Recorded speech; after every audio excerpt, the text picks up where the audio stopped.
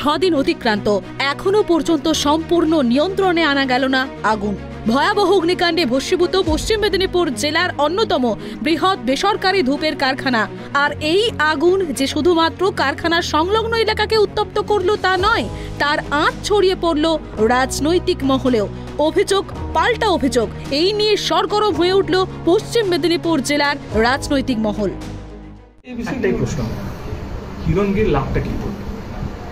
হিরণ গেছে, আমি আগে আমি যাই নাকি ছবি তোলার জন্য যাই, আমি বলুন যে কালকে হিরণগির চিন্তা করে কেন্দ্র সরকার তো ওনাদের শুধু আমাকে নিয়ে উচ্চবাচ্য কথা বলে এলো, রাজ্য সরকারকে নিয়ে উচ্চবাচ্য কথা, বাদ বাকি তো কিছুই করেনি আমার যতদূর মনে হয়। আপনাদের সামনে তো ছিল। আমার বক্তব্য হচ্ছে যে আমি গেলাম, দেব এখান থেকে টু টাইম সাংসদ, সে আবার প্রতিদ্বন্দ্বী করবে, তাকে কিছু একটা বললো, দমকল মন্ত্রীকে একটা কিছু বললো এবং অনেক কিছু বললো, কিন্তু কি কাজটা করলাম একটা কথা বললো। আমরা এইটা এমন একটা সময় যেখানে হাজারখানেক মানুষ ডাইরেক্ট ইনডাইরেক্ট তাদের চাকরি হারিয়েছে এবং আমার মনে হয় ওনার তো দল খুব শক্তভাবে কেন্দ্র সরকারে আছে। আমার মনে হয় কি দুটো আমারই ইন্ডাস্ট্রি, মানে আমারই অভিনেতা বন্ধু দুজন যদি একই ইন্ডাস্ট্রি যদি একটা ঘাটালে হয়, আমি রাজ্য সরকার থেকে আজকে হেল্প নিয়ে এলাম। আজকে তো 2,500 টাকা করে প্রত্যেক মাসে, এবং ফ্যাক্টরিটা কীভাবে 6 মাসের মধ্যে শুরু করতে হবে সেটা দিদির সঙ্গে কথা বলে সেই টাকাগুলোর লিস্টগুলো চলে গেছে। আমার বক্তব্য হচ্ছে উনি তো কেন্দ্র সরকারের একজন প্রতিনিধি, উনি কি নিয়েছেন কেন্দ্র সরকার থেকে, এই প্রশ্নটা আমি করতে পারি না। রাজ্য সরকারের কাছে কতটুকুই বা টাকা আছে?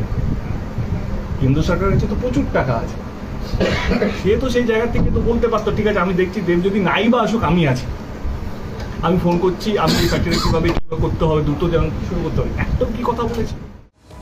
পশ্চিম মেদিনীপুর জেলা তারকা প্রার্থীতে ভরপুর। জেলার মধ্যে সবচেয়ে হাই ভোল্টেজ লোকসভা হলো ঘাটাল লোকসভা, যেখানে ভারতীয় জনতা পার্টির হয়ে ময়দানে নেমেছে অভিনেতা হিরণ, আর তার বিপরীতে রয়েছে দুবারের তৃণমূলের অভিনেতা সাংসদ দীপক অধিকারী। কারখানায় আগুন লাগার দিনেই তড়িঘড়ি ঘটনাস্থলে পৌঁছে যায় হিরণ। পরিস্থিতি খতিয়ে দেখে, শ্রমিকদের সাথে কথা বলে, একের পর এক বিস্ফোরক মন্তব্যে জেরবার করে শাসক দল এবং তৃণমূলের সাংসদকে। এই ফ্যাক্টরিটা তো এমএসএমইর আন্ডারে, তো আমাদের এমএসএমই দিল্লি অফিসে আমরা কথা বলতে পারি যে এমএসএমইর তরফ থেকে যদি কোনো রকম সাহায্য করা যায়। এমএসএমইর যে মন্ত্রণালয় আছে, মিডিয়াম অ্যান্ড স্মল স্কেল যে ইন্ডাস্ট্রি, তার আন্ডারে এই ফ্যাক্টরিটা রেজিস্টার্ড। তো সেখানে দিল্লি অফিসে আমরা কথা বলবো যদি কোনোভাবে এই যে ফ্যাক্টরিটা আছে এটাকে সাহায্য করা যেতে পারে। বাট মূলত দেখুন, এটা তো রাজ্যের আন্ডারে পড়ে, এটা প্রাইভেট সংস্থা, তো ফলে এটা কেন্দ্র সরকারের তো কোনো সংস্থা নয় যে আমি কেন্দ্র এখন প্রধানমন্ত্রীকে বলবো। ফলে রাজ্য সরকার, এবং যে এত বড় দুর্ঘটনা তার সবচাইতে বড় কারণ যে রাস্তাটা এত সরু, দমকল বাহিনী যদি ইমিডিয়েটলি আসতো তাহলে এই সম্পত্তিটা তো অনেক বাঁচানো যেত, হয়তো 10% হয়তো নষ্ট হতো, 90% বাঁচানো যেত। কিন্তু রাস্তাটা এত ছোট ফলে দমকল আসতে পারেনি।